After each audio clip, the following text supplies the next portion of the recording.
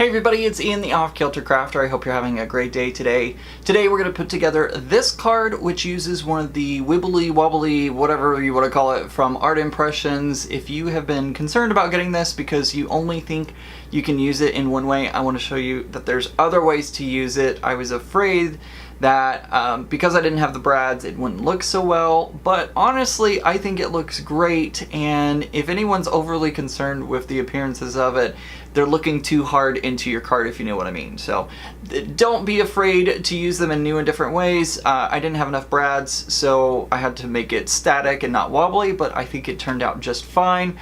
Just make sure whenever you're working with your cards, think about what you're wanting to do and make sure that you put that plan of action into it as you're going through. You'll see why I say that as we go through today's card.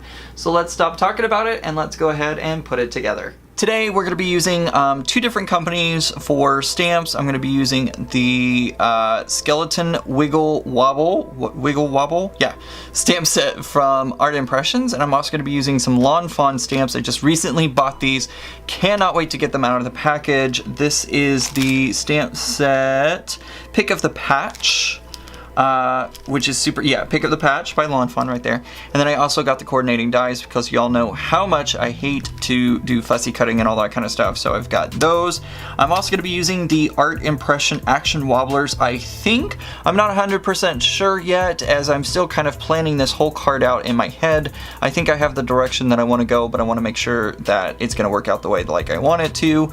I am going to have to use my little snips to cut out all the little pieces for the dies. That's the only bad part about using dies, is you have to cut them out. But once you do that the first time, you don't have to worry about it. You don't have to use these snips, but that sure does make it easier. You can always bend and fold the little tabs, but sometimes that can be difficult, especially whenever they're inside or nestled inside another one. So that can be difficult. Alright, so that's a lot of information at the start. Let's go ahead and start by stamping these images out, and once we get them stamped, we'll do some coloring. Now I have my skeleton and his pieces laid out. I'm getting ready to stamp my pumpkin here in just a moment, but I need to make sure that I'm doing this all correctly. I need to stamp out 4 of these bones, 2 of the hands, 2 of the feet, so I want to make sure I have enough room for all of that before I put my pumpkin on. I am going to be using my Memento Tuxedo Black ink because it is a Copic friendly ink, and I'm going to be doing Copic coloring mostly on the pumpkin. I don't even think I really have anything to add on to the skeleton because I don't have the grays that I would like to give it that depth, so unfortunately I'm just gonna have to keep it the way it is. Not a big deal though. If you don't have the colors either, you don't have to worry about it. Like, it's okay if you don't have the right colors, and you don't need a million Copic colors unless you want to or have the money for it or all that kind of stuff. I personally choose just not to have all the colors and go off of what I need. But anyways, long story short, let me stamp this out first, then I'll stamp out my pumpkin.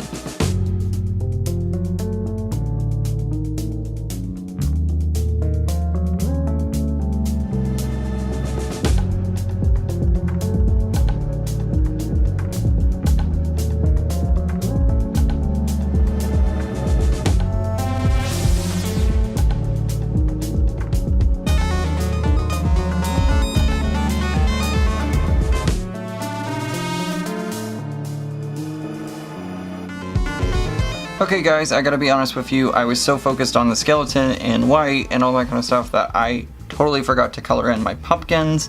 So I'm gonna do that, or my pumpkin I should say. So I'm gonna do that now. I'm gonna use YR68 and YR09.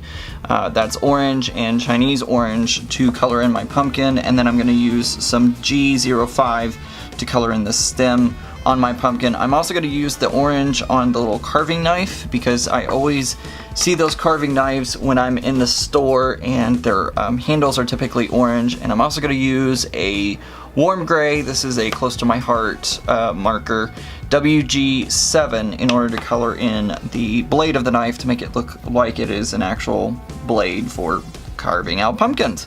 Yeah, I don't know why I spaced on that. Whenever you're doing some die cutting, make sure that you're coloring in before you die cut them. I don't know where my mind was, but it should be just fine. These are small enough images anyways that it really doesn't matter a whole bunch, but I still should have done it first, but you know, it makes it easier so that way you can actually have something to hold on to whenever you're starting the marking process, the coloring process, I should say. Not a big deal, just frustrating because I wasn't paying attention. Now, in all honesty, I could stop there. It's an orange pumpkin, that's all that really matters, but I think I'm going to do a little bit of the flicking technique. If you don't know what that is, it's basically just flicking on a little bit of color, starting with a broader brush stroke and then going to a shorter, smaller brush stroke. Pumpkins typically have the ribs on them, so I want to imitate that by kind of doing the flicking. So basically I'm going to start up here at the top and just flick. Didn't come out quite exactly. There we go. That's what I'm looking for. So something more like that. So I'm just going to kind of flick the color on. That one didn't work out exactly right, but that's okay. Then I'm going to come down here at the bottom and flick the other direction. It's probably easier if you flip the whole thing around.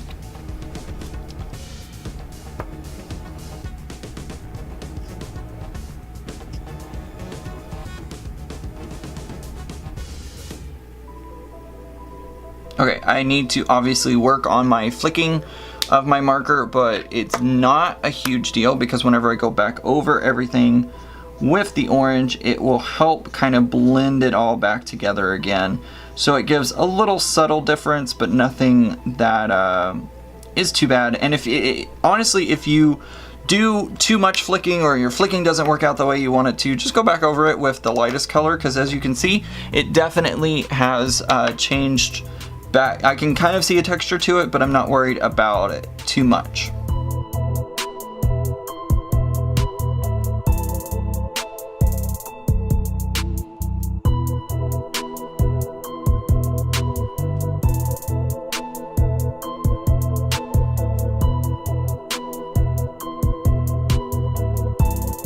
Lastly here, I forgot that I needed to cut out my background. I'm using a Simon Says Stamp. I can never say that too quickly.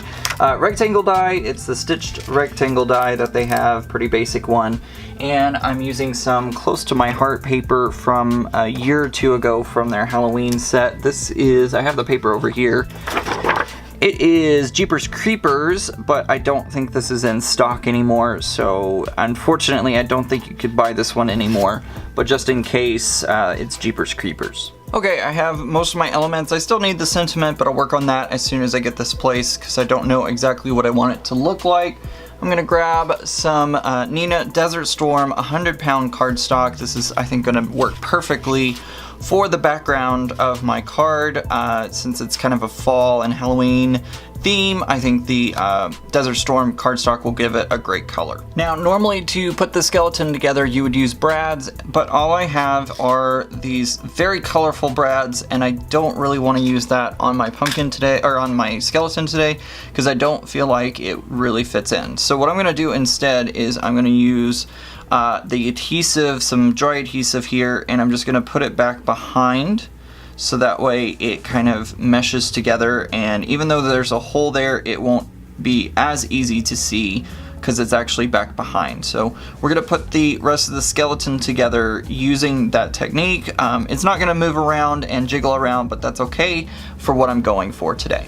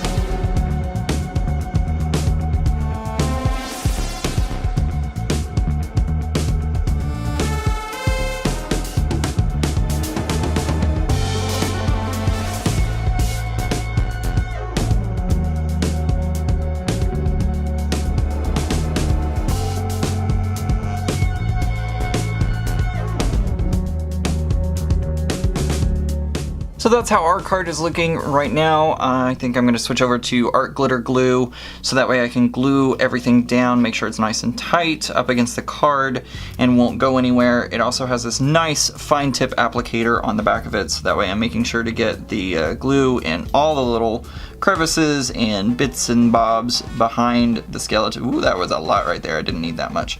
That's okay. Anyways, so I'm going to add some glue onto the back of this guy, and then I'm going to go ahead and glue him down and then glue the pumpkin down, so that way everything is nice and ready to go. Y'all know what I'm trying to say here. I'm focusing on gluing rather than what I'm saying, so let's just get to it.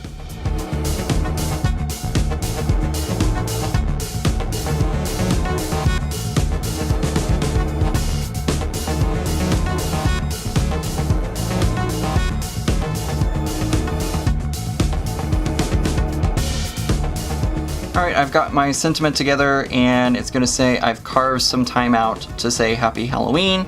I've gotten it as straight as I think I'm going to get it here on the acrylic block, and I'm just going to do it really quickly using some VersaFine ink.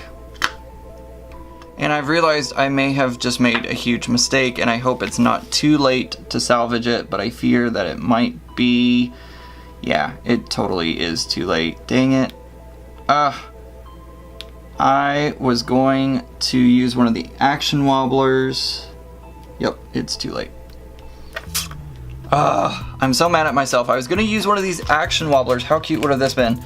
To use one of the action wobblers behind the pumpkin. That was my whole intention, to use that action wobbler behind the pumpkin and kind of make it jump around a little bit and wiggle. But it is too late. That glue is already starting to set more than I can get it off. So unfortunately, it's just going to be like this, and I'm just going to have to remake this card at some point and use that action wobbler. Don't you hate it when you have a brilliant idea and then you forget about it until after you've already done it? Ugh, it drives me batty. Absolutely batty. Alright, so we're going to create a little sentiment, I think, down here at the bottom. I think that should work out nicely. So what I'm going to do is I'm going to grab my scissors, which are right over here. I think I want to not do a fishtail and just do a simple cut. Is that what I want to do? What do I want to do? I'm going to figure this out. Hold on, guys. Yeah, I think that looks good. So I'm going to do that. And so I'm going to cut my strip a little more than what I need. Right about there.